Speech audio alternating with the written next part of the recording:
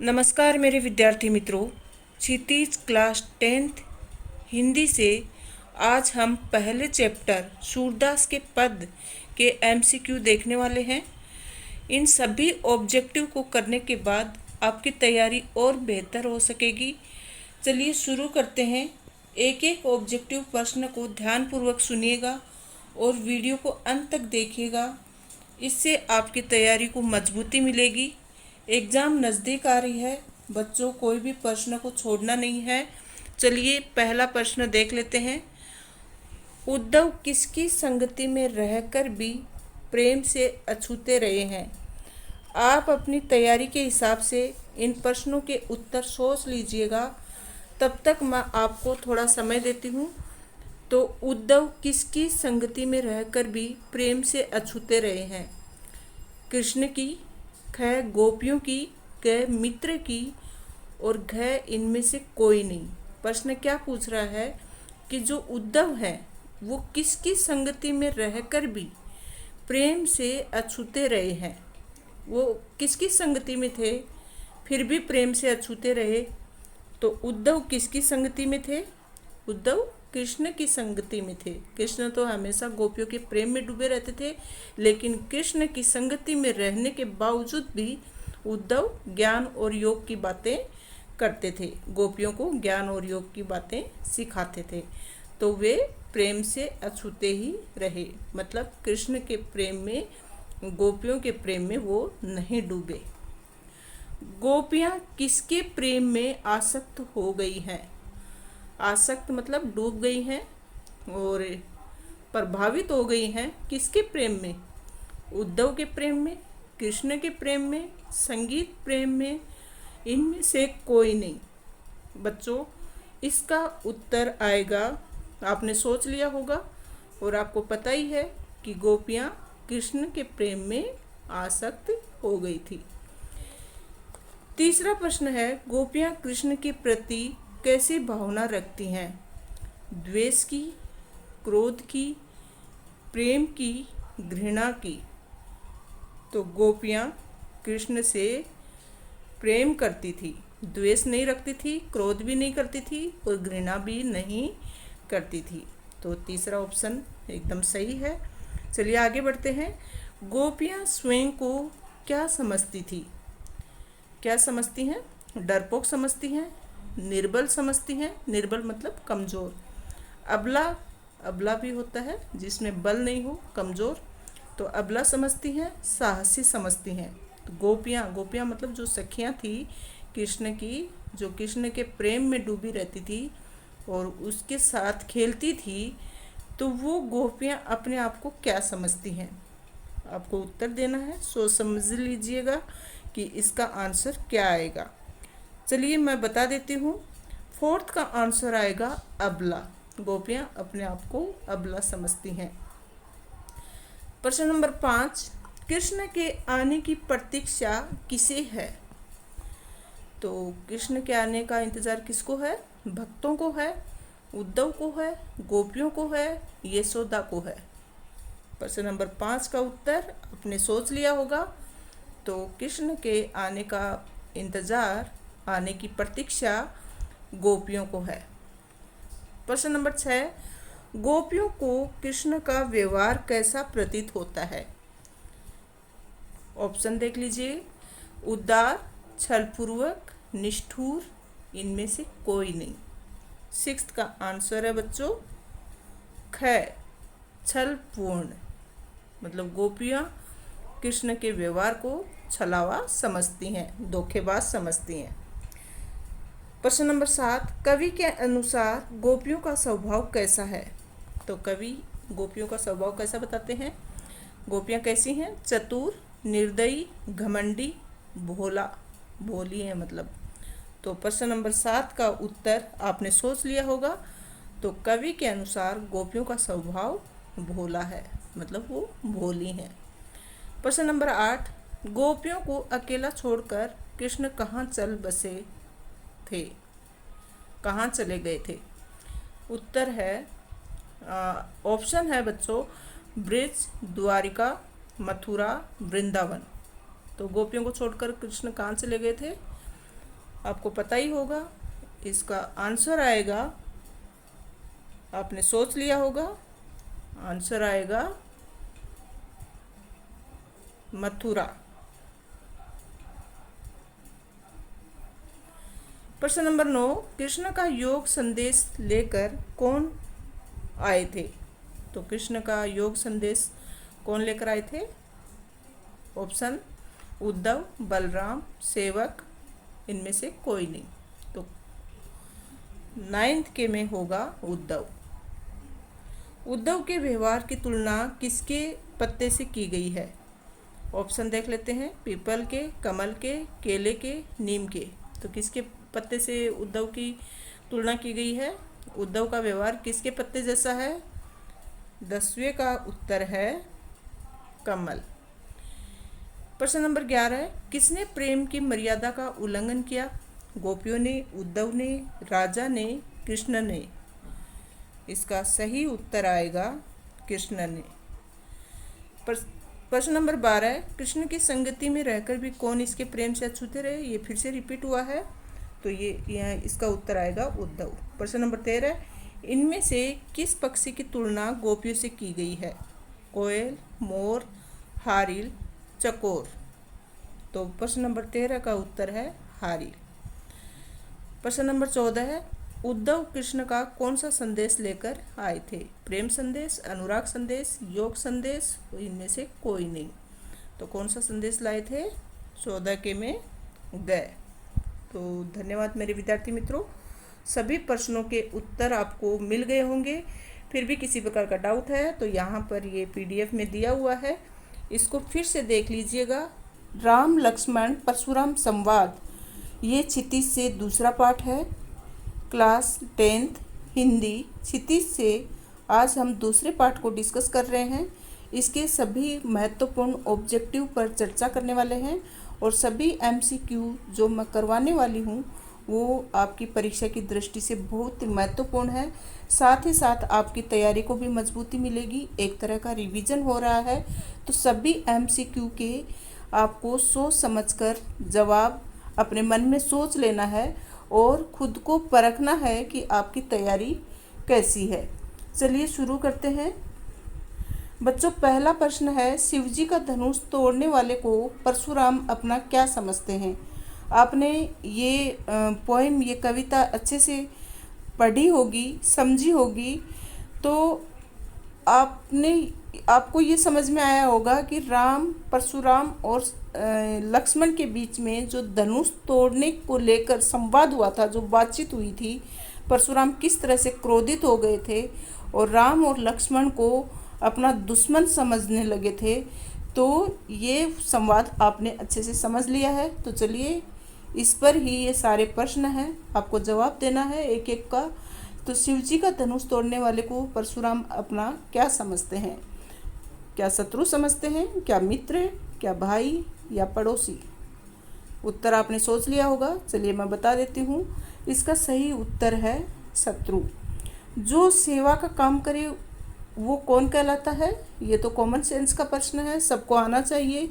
तो वह सेवक कहलाता है। तो ऑप्शन नंबर 2 मतलब ख सही उत्तर है। किसके वश में आकर लक्ष्मण के मुंह से होशपूर्वक वचन नहीं निकल रहे हैं?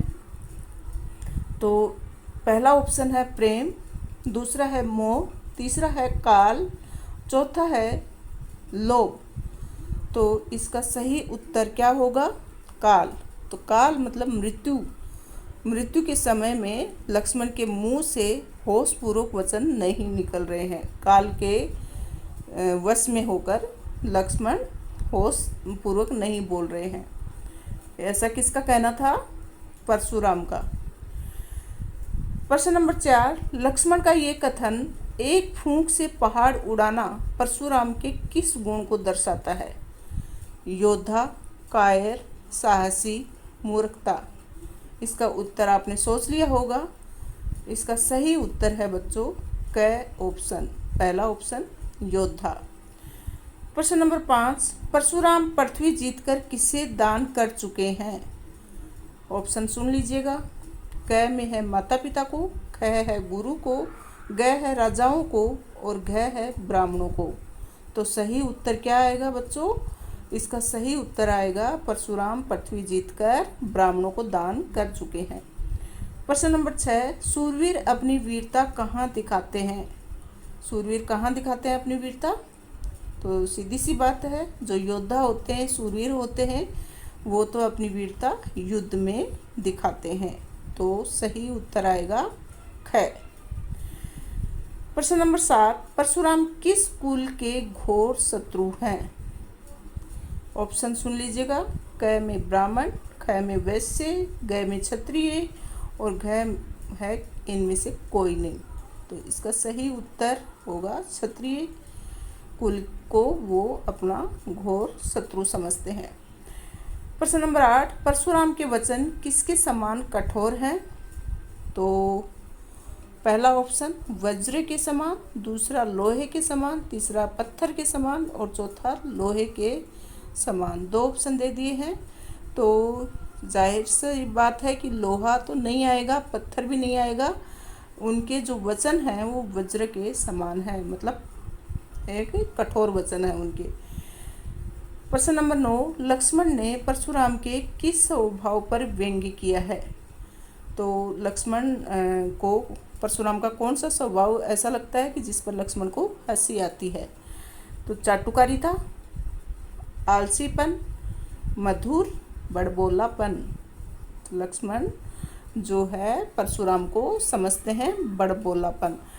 तो कौन सा स्वभाव? बड़बोलापन। ऑप्शन नंबर घ, चौथा ऑप्शन सही है। प्रश्न नंबर 10, सहस्त्रबाहु की भुजाओं को किसने काट डाला? लक्ष्मण ने, परशुराम ने, विष्णु ने, शिव ने। तो इसका सही उत्तर है परशुराम ने। परशुराम शिव को क्या मानते हैं? पिता, ईश्वर, गुरु, सेवक। सही ऑप्शन है ग, गुरु मानते हैं। परशुराम का स्वभाव कैसा है? आप सभी जानते हैं कि परशुराम बहुत ही क्रोधित व्यक्ति थे, उदारशील, क्रोधी, चंचल। तो सही उत्तर क्या आएगा? ग ऑप्शन क्रोधी। किसके कहने पर परशुराम ने अपनी माता का वध कर दिया था? मतलब माता की हत्या कर दी थी परशुराम ने अपनी ही माँ की। तो किसके कहने पर? गुरु के कहने पर, पिता के कहने पर, प्रेयसी के कहने पर, इनमें से कोई नहीं। तो अपने पिता के कहने पर परशुराम ने अपनी माता का वध कर दिया था। परशुराम ने किसके प्रेम के कारण लक्ष्मण का वध नहीं किया? तो ऑप्शन सुन लीजिएगा। शिव के कहने पर, राम के कहने पर, पिता के कहने पर, विश्वामित्र के कहने पर। तो परशुराम ने विश्वामित्र के कहने पर लक्ष्मण का वध नहीं किया। चौथा ऑप्शन सही होगा, यानी कि घ ऑप्शन। सवैया और कवित ये दोनों ही छंद हैं जो कि क्लास 10th हिंदी क्षितिज में चैप्टर नंबर 3 में संकलित हैं।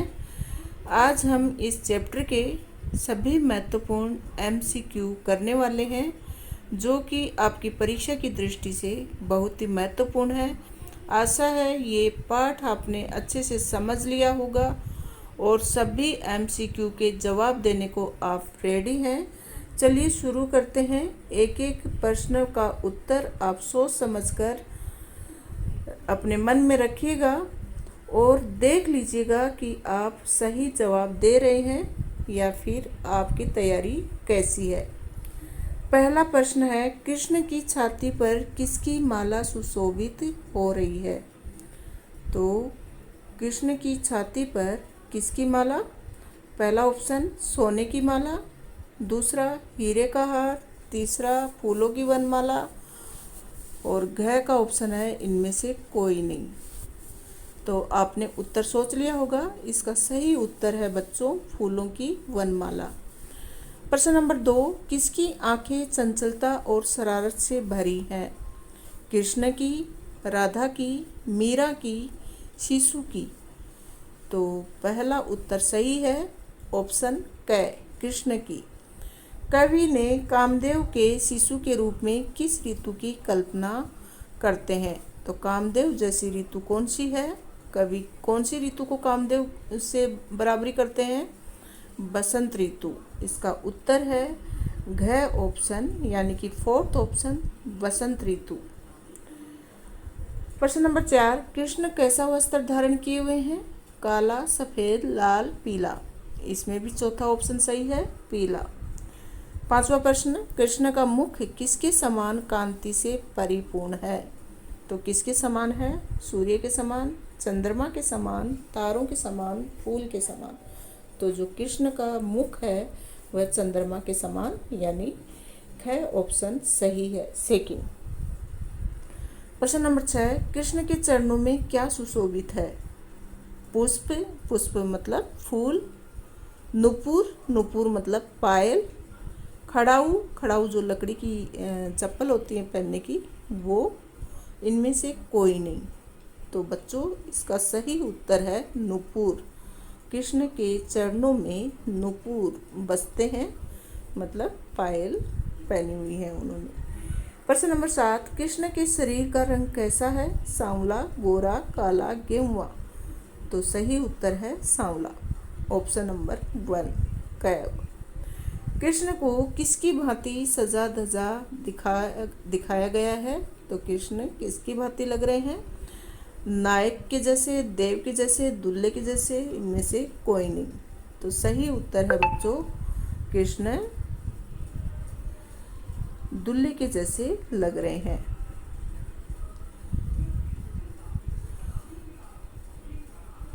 अगला प्रश्न है, कवि ने चांदनी रात की सुंदरता को किन रूपों में देखा?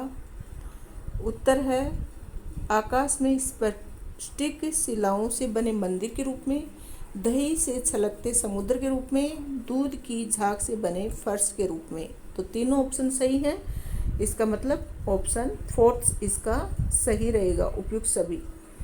किसकी जगमगाहट राधा की सखियों की तरह लग रही है? बल्ब की, सूर्य की, सौंदर्य की, तारों की। तो सही उत्तर आएगा घ ऑप्शन चौथा, तारों की तरह।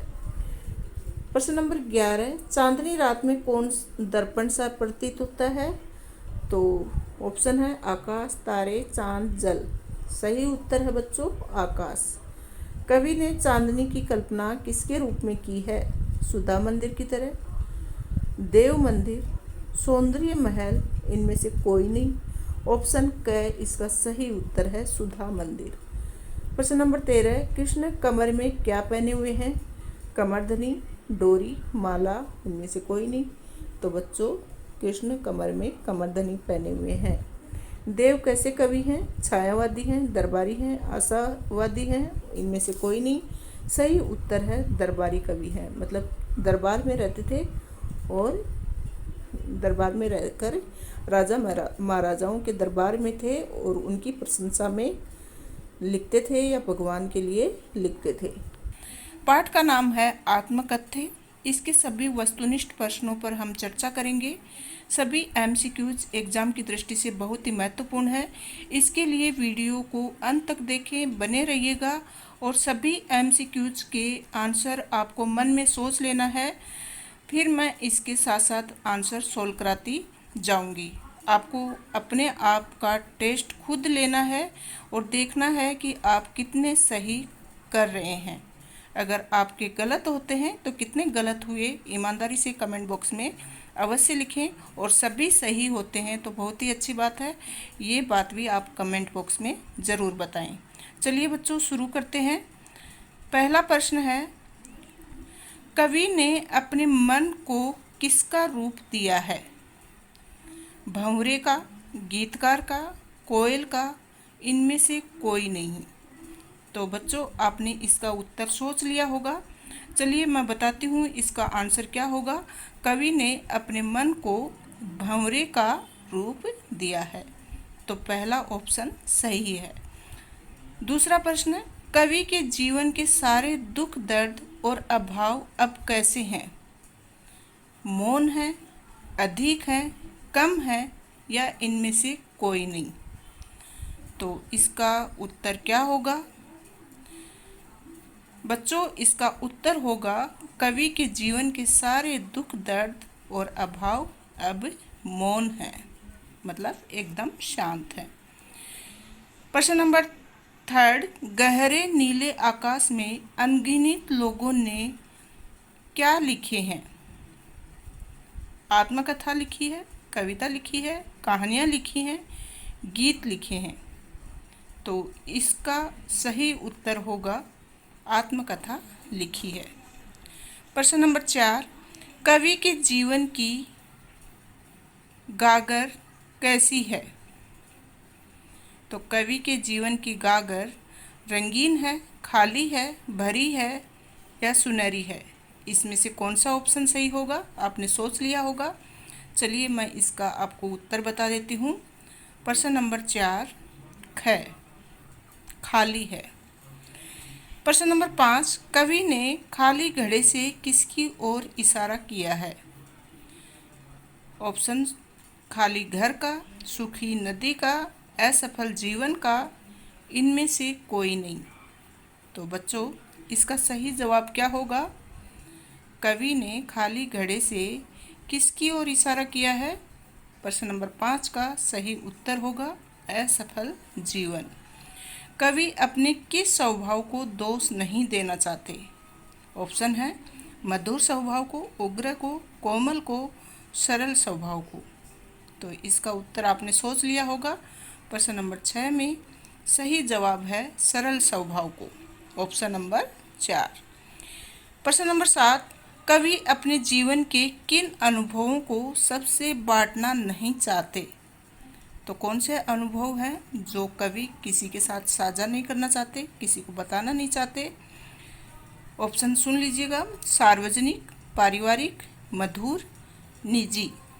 प्रश्न नंबर 7 में सही ऑप्शन है निजी। तो उसके जो खुद के पर्सनल जो भी जीवन से संबंधित जो बातें हैं वो किसी से बांटना नहीं चाहते। प्रश्न नंबर 8, कवि के आलिंगन में आते आते कौन रह गया?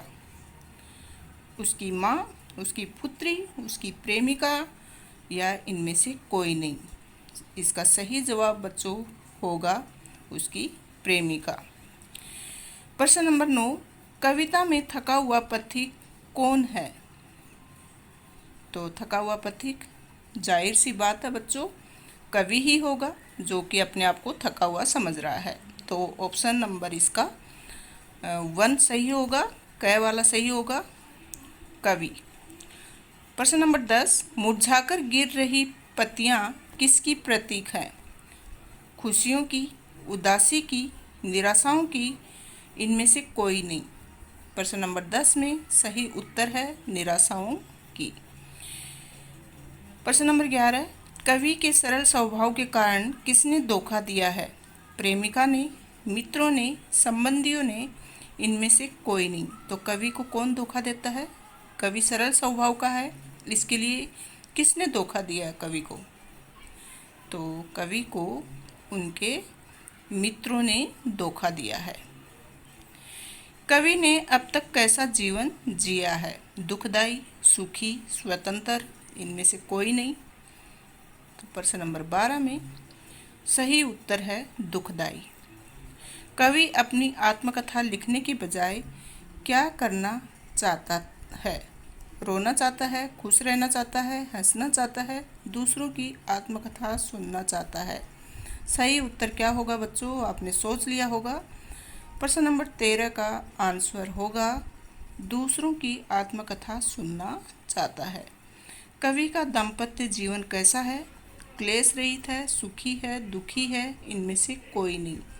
तो अंतिम प्रश्न का जवाब होगा बच्चों कवि का दाम्पत्य जीवन दुखी है। क्लास 10 हिंदी क्षितिज से आज हम चैप्टर नंबर 6 के सभी MCQs देखेंगे।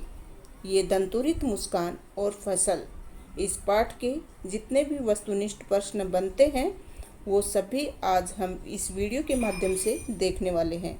बने रहिएगा और कमेंट करके अवश्य बताइएगा कि आपके कितने प्रश्न सही हुए। अगर आपके 1-2 प्रश्न भी गलत हो जाते हैं तो वीडियो को फिर से देखने की ज़रूरत है। फिर अगर आपके सारे प्रश्न के उत्तर सही आते हैं तो बहुत अच्छी बात है, कमेंट करके अवश्य बताएं। इससे आपकी तैयारी को मजबूती मिलेगी और आपका पेपर बहुत अच्छा होगा।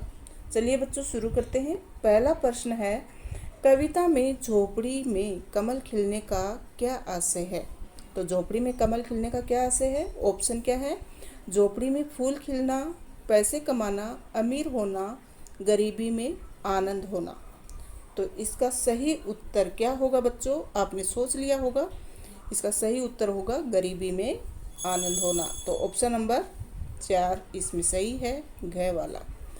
कवि को एकटक कौन निहार रहा है? कौन निहार रहा है? लड़की, किसान, शिशु, मेहमान। यहाँ शिशु का मतलब होता है छोटा बच्चा। तो कवि को एकटक कौन निहार रहा है बच्चों? तो इसका सही उत्तर होगा शिशु। छोटा बच्चा है, वो कवि को एकटक देख रहा है। एकटक मतलब पलक झपकाए बिना। तीसरा प्रश्न है, बच्चे की मुस्कान में किसे पिघलने की शक्ति है? किसे पिघलाने की शक्ति है? बर्फ को, क्रोध को, कठोर व्यक्ति के मन को, पत्थर को। तो बच्चे में किसकी शक्ति है? किसको पिघला सकता है बच्चा? कठोर व्यक्ति के मन को भी पिघला सकता है। सही उत्तर ग। किसकी मुस्कान इतनी मनमोहक है कि वह मुर्दे में भी जान डाल सकती है? नन्हे शिशु की, गुड़िया की, पक्षियों की, इनमें से कोई नहीं।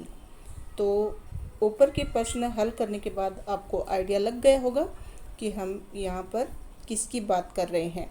इसका सही उत्तर होगा बच्चों नन्हे शिशु की। बच्चे की मुस्कान मुर्दे में जान डाल देती है, इसका क्या अर्थ है?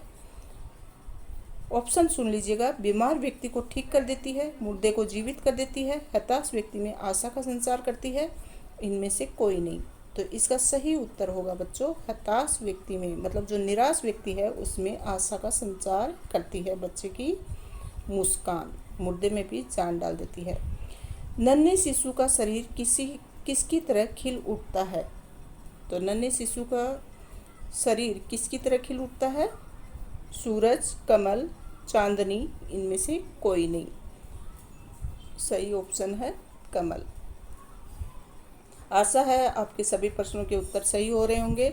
नन्हा शिशु किसकी ओर अपलक देख रहा है? किसकी ओर देख रहा है? कवि को देख रहा है, माँ को देख रहा है, पिता को देख रहा है, या किसी को नहीं? तो इसका सही ऑप्शन है बच्चों कवि को देख रहा है। ऑप्शन नंबर 1 सही होगा। कविता फसल में किसकी महिमा पर प्रकाश डाला गया है? कवि की, पक्षियों की, किसानों की, फसलों की। तो इसका सही आंसर होगा बच्चों फसलों की। मिट्टी का गुणधर्म किसे कहा गया है? जल को, फसल को, हवा को, धूप को। उत्तर आपने सोच लिया होगा। 9वें का सही उत्तर होगा फसल को। वायु का योगदान किन्हें बड़ा करने में होता है? बच्चों को बड़ा करने में, फसलों को, पेड़ों को, जानवरों को। सही उत्तर होगा बच्चों फसलों को बड़ा करने में वायु का योगदान होता है। प्रश्न नंबर 11, फसलों में किसकी मेहनत छिपी है? किसानों की, बच्चों की, कवि की, इनमें से किसी की नहीं। तो किसकी मेहनत छिपी होती है? ये तो आपको पता ही है बच्चों कि फसलों में किसानों की ही मेहनत छुपी रहती है। ऑप्शन नंबर 1 राइट होगा। आगे है, कवि के अनुसार फसलें किनका बदला हुआ रूप है? बीजों का है, खनिज लवणों का है, पौधों का है, सूर्य की किरणों का है। तो इसका सही उत्तर होगा बच्चों सूर्य की किरणों का है। फसलें किसके अमृत भरे प्रभाव से सींचकर पुष्ट हुई हैं? प्रश्न नंबर 13 का सही ऑप्शन क्या होगा? ऑप्शन इस प्रकार हैं, बादलों के, तालाब के, नदियों के, नहरों के। तो इसका सही आंसर होगा नदियों के। प्रश्न नंबर 14, शिशु की प्रथम गुरु कौन होती है? बहन होती है, नानी होती है, माँ होती है, या कोई नहीं? तो सबको पता है शिशु की यानी कि बच्चे की प्रथम गुरु उसकी माँ होती है। क्लास 10th हिंदी क्षितिज से आज हम चैप्टर नंबर 5 के सभी MCQs सोल्व करने जा रहे हैं। बने रहिएगा, वीडियो को अंत तक देखना। सभी प्रश्न बहुत ही महत्वपूर्ण है। एग्जाम की दृष्टि से कोई भी प्रश्न हल्का नहीं है, इसके लिए वीडियो को पूरा देखें और सभी प्रश्नों के उत्तर आप मन में सोचकर रखें। आपको खुद से परीक्षा देनी है, खुद से सोचना है, खुद से रिवीजन करना है कि आप इनके कितने प्रश्नों के उत्तर सही दे पाते हैं। अंत में कमेंट बॉक्स में अवश्य लिखें कि आपके कितने सही हुए। चलिए बच्चों, शुरू करते हैं। पहला प्रश्न है, कवि बादल में किसका स्वर सुनता है? कवि बादल में किसका स्वर सुनता है? रुदन, क्रांति, वेदना, इनमें से कोई नहीं। तो इसका उत्तर आपने सोच लिया होगा। पहले का सही उत्तर होगा क्रांति। चलिए बच्चों, दूसरा प्रश्न, किस महीने में चारों तरफ हरियाली छा जाती है? तो कौन सा महीना है जिसमें चारों तरफ हरियाली छा जाती है? तो वह है फागुन का महीना। तीसरा प्रश्न है, कवि के अनुसार किसके केस सुंदर, काले और घुंघराले हैं? ऑप्शन है प्रेयसी के, बादल के, धरती के, इनमें से कोई नहीं। तो तीसरे का उत्तर होगा, आपने सोच लिया होगा, बादल के। चौथा प्रश्न है, कविता में जल का बरसना किसका प्रतीक है? बारिश होना, शांति और सुख की स्थापना होना, प्यास बुझना और इनमें से कोई नहीं। तो इसका सही उत्तर है बच्चों, शांति और सुख की स्थापना होना। पांचवा प्रश्न, तप्त धरा का सांकेतिक अर्थ क्या है? गर्म धरती, सूखी धरती, दुखों से पीड़ित धरती, इनमें से कोई नहीं। तो इसका सही उत्तर होगा बच्चों, दुखों से पीड़ित धरती। 6th क्वेश्चन है, कवि ने निदाघ अर्थात भीषण गर्मी से किसकी ओर इशारा किया है? अधिक गर्मी का, सांसारिक कष्ट का, असफलता का, इनमें से कोई नहीं। तो इसका सही उत्तर होगा सांसारिक कष्ट का। चलिए बच्चों, अगला प्रश्न देख लेते हैं। फागुन मास में कैसी हवाएं चल रही हैं? शुष्क, नमी युक्त, मादक, मंद मंद। प्रश्न नंबर 7 का सही जवाब होगा, आपने सोच लिया होगा,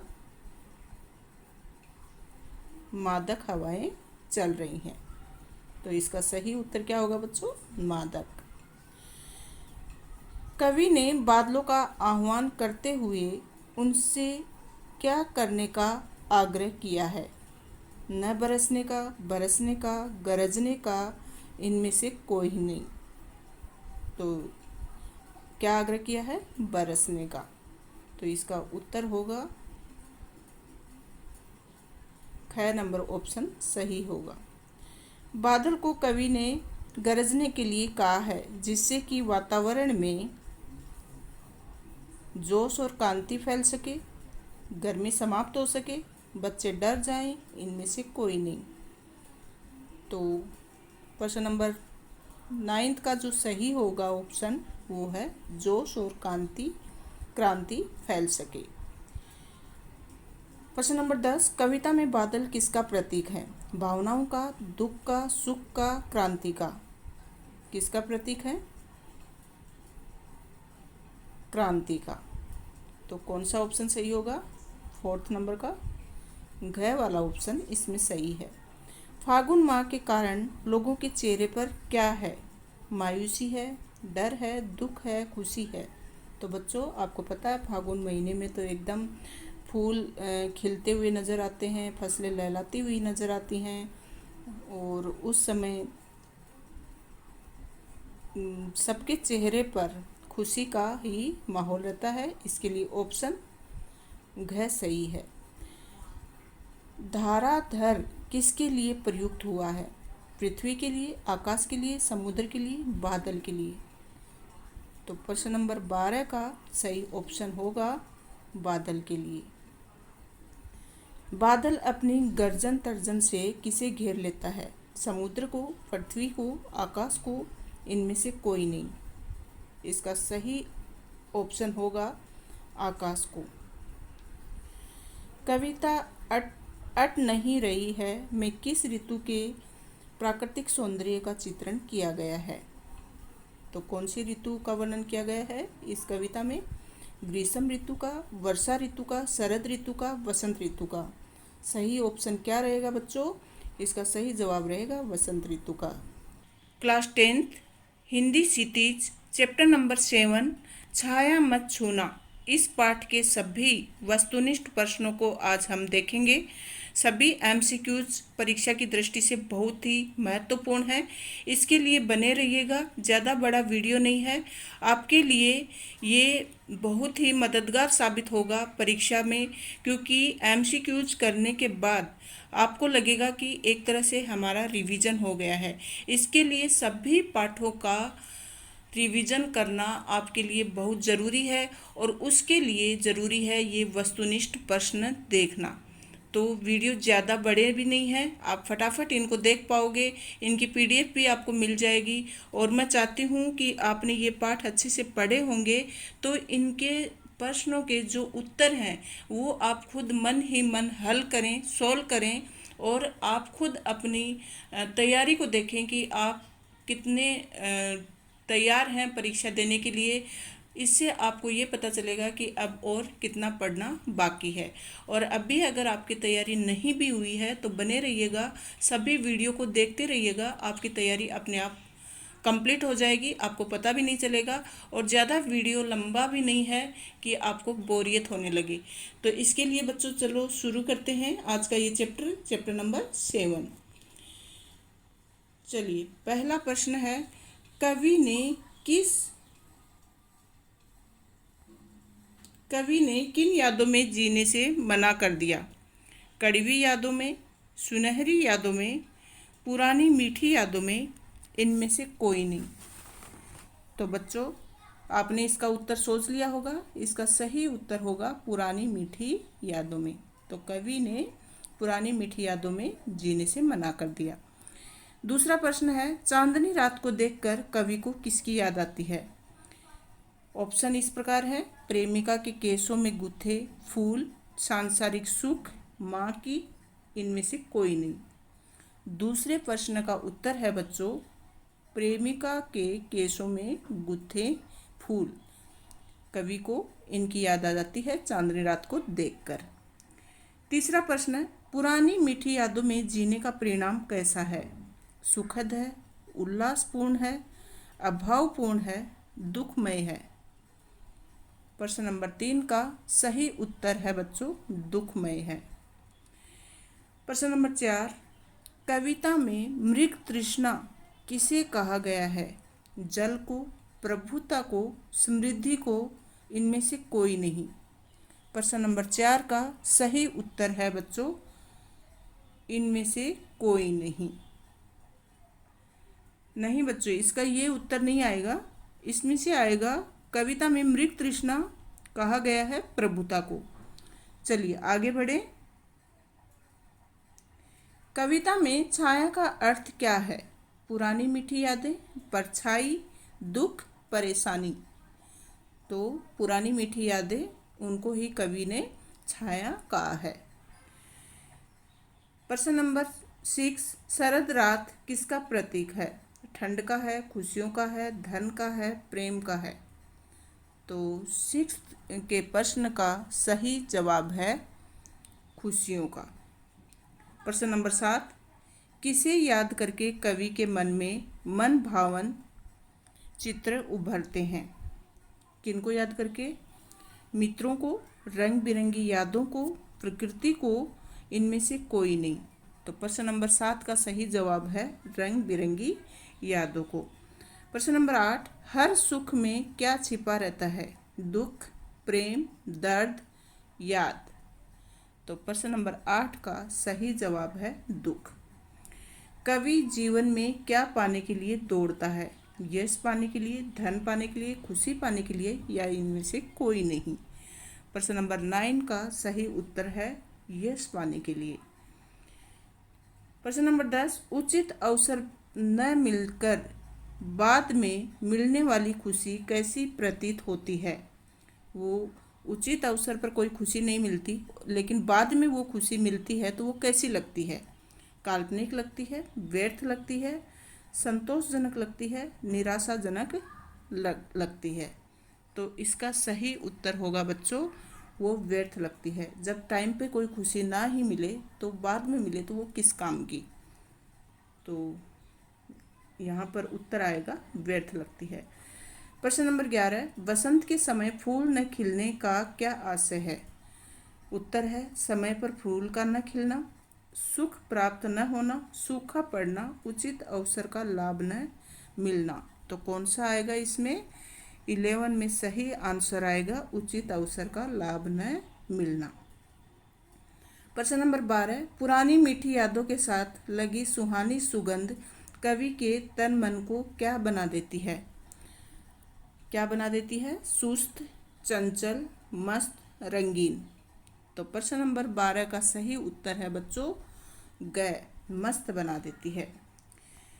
प्रश्न नंबर 13, जब मनुष्य का मन दुविधाओं से भर जाता है तो क्या होता है। तब वह रोने लगता है, घर से भाग जाता है, वह लड़ने लगता है, तब उसे कोई रास्ता नहीं सूझता। तो प्रश्न नंबर 13 का सही जवाब है तब उसे कोई रास्ता नहीं सूझता। प्रश्न नंबर 14, रंग बसंत जीवन के किन दिनों का प्रतीक है। तो बच्चों रस बसंत जीवन के किन दिनों का प्रतीक है। बुरे, निराश, सुहाने, इनमें से कोई नहीं। इसका उत्तर आपने सोच लिया होगा। चलिए मैं बता देती हूँ इसका आंसर सही क्या होगा। सही आंसर होगा सुहाने। तो रस बसंत जीवन के सुहाने दिनों का प्रतीक है। आज का हमारा चैप्टर है कन्यादान, जो कि हिंदी क्षितिज से लिया गया है, और आज हम इसके सभी वस्तुनिष्ठ प्रश्नों को सोल्व करने जा रहे हैं, जो कि गत परीक्षाओं में पूछे गए हैं और रिवीजन की दृष्टि से बहुत ही महत्वपूर्ण है। क्योंकि आपको पता ही है, अगर हम वस्तुनिष्ठ प्रश्न एक बार सोल्व कर लेते हैं तो हमें हमारे मस्तिष्क में उस पाठ को एक बार रिवाइज करने का मौका मिल जाता है। चलिए शुरू करते हैं। आशा है आपने सभी वीडियो देखे होंगे। नहीं देखे हैं तो डिस्क्रिप्शन बॉक्स में लिंक दिया हुआ है, वहां जाकर आप लिंक को क्लिक करके वो सभी वीडियो देख सकते हैं। उनकी पीडीएफ भी साथ में ही दी हुई है। सभी प्रश्नों के उत्तर की एक पीपीटी आपको मिल जाएगी, वहां जाकर उनके आंसर देख सकते हैं। और वीडियो एक बार देखने के बाद तो वैसे ही आपको सारे प्रश्न अपने आप याद हो जाएंगे। वीडियो को एक दो बार देखेंगे तो ज़रूर आपको फ़ायदा मिलेगा आपकी एग्ज़ाम में। चलिए शुरू करते हैं आज का पाठ। इसके सभी महत्वपूर्ण वस्तुनिष्ठ प्रश्न। पहला है, कन्यादान करते समय किसका दुख बहुत ही वास्तविक था। बच्चों पता ही है, कन्यादान करते समय सबसे ज़्यादा जो दुखी होती है वो होती है माँ। तो यहाँ भी उत्तर आएगा माँ। इसके ऑप्शन है पिता का, माँ का, बहन का, भाई का। तो सही आंसर है बच्चों माँ। लड़की की माँ दुखी थी क्योंकि उसकी कन्या ही उसकी एकमात्र क्या थी। कन्या को क्या मानती है एक माँ। सहारा, बेटी, पूंजी, इनमें से कोई नहीं। तो सही उत्तर आपने सोच लिया होगा। सही उत्तर आएगा पूंजी। पूंजी मतलब धन। तो लड़की की माँ के लिए लड़की ही उसका सब कुछ होती है। प्रश्न नंबर 3, किसे वैवाहिक जीवन के झंझटों और दुखों का ज्ञान नहीं है। दुनिया को, साध्वी को, ज्ञानी को, लड़की को। प्रश्न नंबर 3 में सही जवाब आएगा बच्चों लड़की को। लड़की को वैवाहिक जीवन के झंझट और उसमें होने वाले दुखों का कोई ज्ञान नहीं रहता जब तक उसकी शादी नहीं हो जाती। प्रश्न नंबर 4, कवि में लड़की को किन सुखों में जीता हुआ दर्शाया है। तो इसका सही उत्तर क्या आएगा। काल्पनिक, वास्तविक, स्वप्निल या इनमें से कोई नहीं। तो इसका बच्चों सही उत्तर आएगा काल्पनिक। प्रश्न नंबर 5, कविता में लड़की के सयाने न होने का क्या आशय है। तो दुनियादारी को न समझना, जवान न होना, अनपढ़ होना, या फिर इनमें से कोई नहीं। आपने सही उत्तर सोच लिया होगा बच्चों। इसका सही उत्तर आएगा दुनियादारी को न समझना। प्रश्न नंबर 6, लड़की की माँ को लड़की के किन दुखों की चिंता है? वास्तविक दुख, काल्पनिक दुख, संभावित दुख या इनमें से कोई नहीं। छठे प्रश्न का सही जवाब है बच्चों संभावित दुख।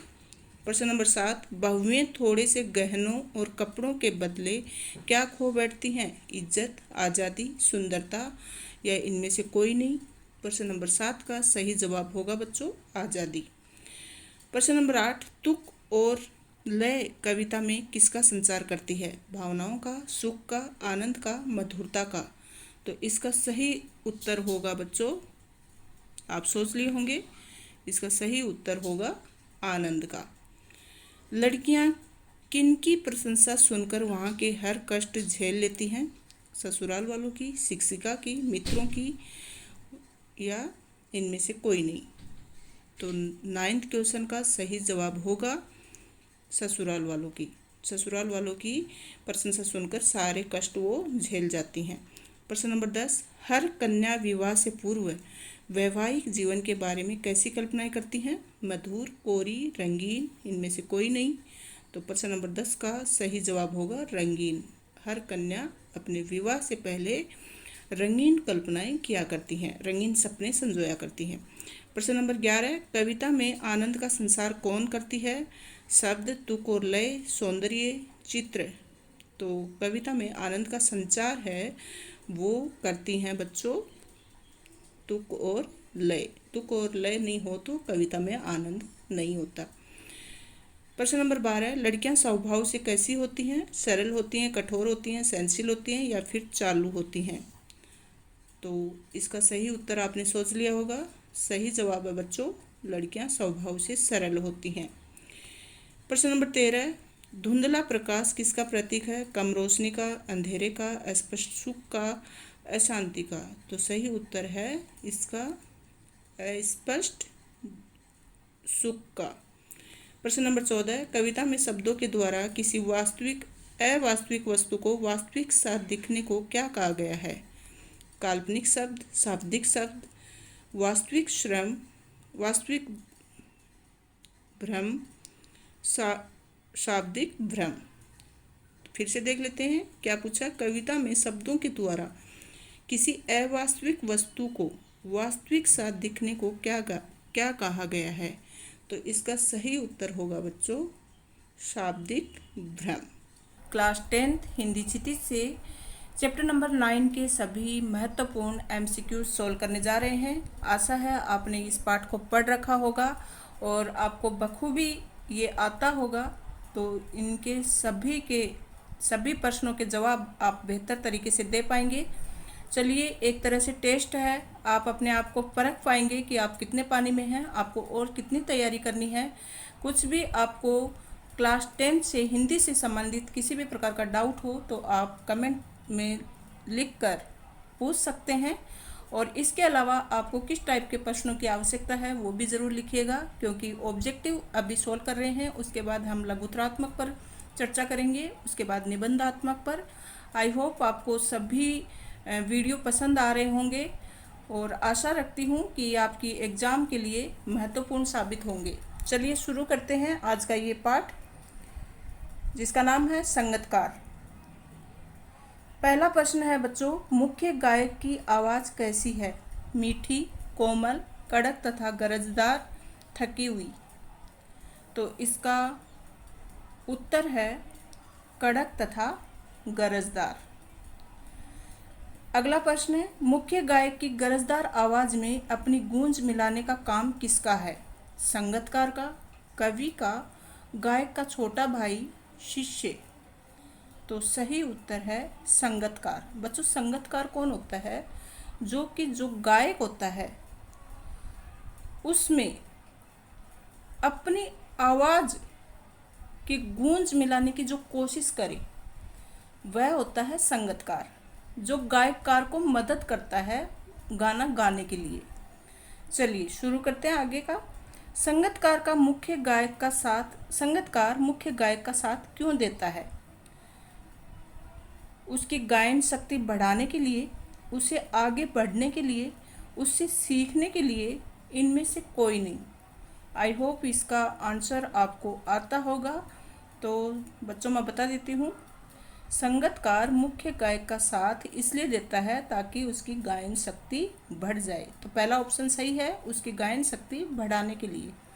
प्रश्न नंबर 4, मुख्य गायक को धीरज बंधाने का काम प्राय कौन करता है? उसकी माँ, श्रोता, संगतकार, इनमें से कोई नहीं। तो जो मुख्य गायक होता है उसको धीरज मतलब धैर्य, साहस बंधाने का जो काम करता है वह करता है कौन बच्चों? संगतकार। तो इसका सही जवाब होगा ऑप्शन ग, संगतकार। ऊंचे स्वर में गाए गए सरगम को क्या कहते हैं? ताल सरगम, तार सप्तक, ताल सप्तक, इनमें से कोई नहीं। 5 का सही आंसर होगा तार सप्तक। छठे प्रश्न को देखते हैं। मुख्य गायक के बुझते स्वर को कौन उठाता है? ऑप्शन इस प्रकार हैं: कवि, संगतकार, सहयोगी गायक, इनमें से कोई नहीं। तो मुख्य गायक के बुझते स्वर को जो आवाज़ देता है, जो ताकत देता है, जो शक्ति देता है, उसको ढांढस बनाता है, उसको साहस प्रदान करता है, वह होता है संगतकार। तो ऑप्शन ख सही है। मुख्य गायक के पीछे पीछे उसके स्वर को कौन दोहराता है?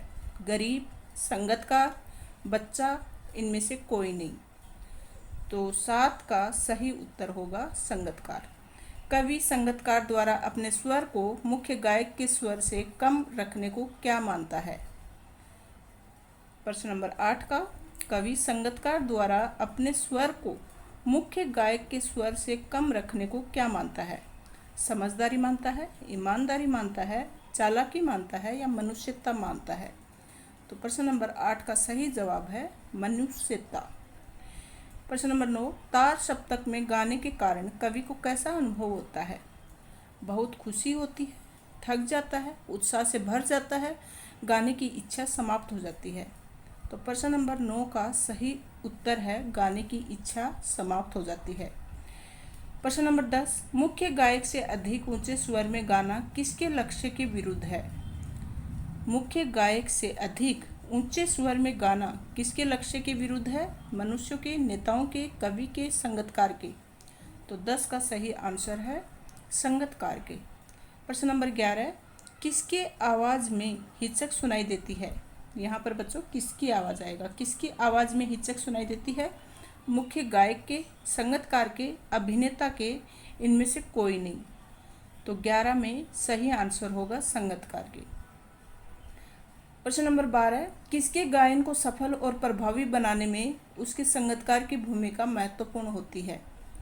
मुख्य गायक के, श्रोता के, छात्र के, या इनमें से कोई नहीं? तो प्रश्न नंबर 12 का सही जवाब होगा मुख्य गायक के। तो मुख्य गायक को सफल और प्रभावी बनाने में जिसकी भूमिका होती है वह होता है संगतकार। प्रश्न नंबर 13, मुख्य गायक की कैसी आवाज़ को बल देकर संगतकार सहयोग देते हैं? तो जो मुख्य गायकार होता है और गान करता है, उस समय जब उसकी आवाज़ लड़खड़ा जाती है, बिखर जाती है, उस समय संगतकार उसको सहयोग देता है और उसको आगे बढ़ाने का प्रयास करता है। तो इसके ऑप्शन इस प्रकार हैं: मधुर, कर्कश, टूटती बिखरती, इनमें से कोई नहीं। तो सही ऑप्शन क्या होगा? टूटती बिखरती आवाज़ को बल देकर संगतकार गायक को सहयोग देते हैं। प्रश्न नंबर 14, संगतकार के लक्ष्य के विरुद्ध क्या है? तो इसका सही आंसर होगा बच्चों मुख्य गायक से अधिक ऊंचे स्वर में गाना, ये उसके विरुद्ध है। आई होप आपको सभी प्रश्नों के जवाब सही सही मिल गए होंगे। यहाँ पर दिए हुए हैं, किसी भी प्रकार का डाउट हो तो यहाँ से आप आंसर देख सकते हैं। और आपको वीडियो कैसा लगा आप ज़रूर कमेंट बॉक्स में लिखें। Thank you so much.